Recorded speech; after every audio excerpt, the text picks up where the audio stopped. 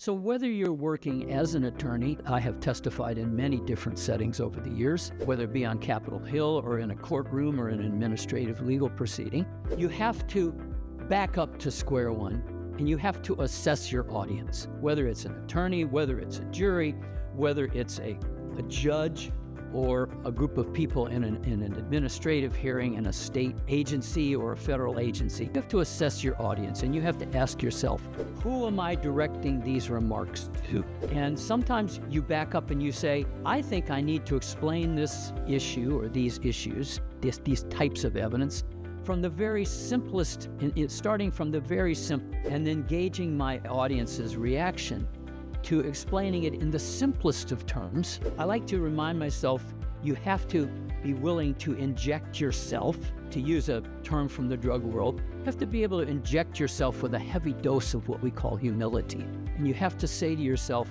I'm going to explain this in the simplest terms possible, hoping that someone in the audience will say, that's great, that's all we need. But someone else in the audience may say, we need a little more, Dr. Snyder, we need a little more. So can you elaborate? And so what I like to do is not let the horse out of the barn or elaborate too much too soon. Evidence of either a medical or a scientific or a legal type can be overwhelming very quickly. So we like to back up, start simple, start slowly, gauge the audience's reception to the information that's being provided, and then accelerate as the needs may arise in terms of the content, its complexity, etc.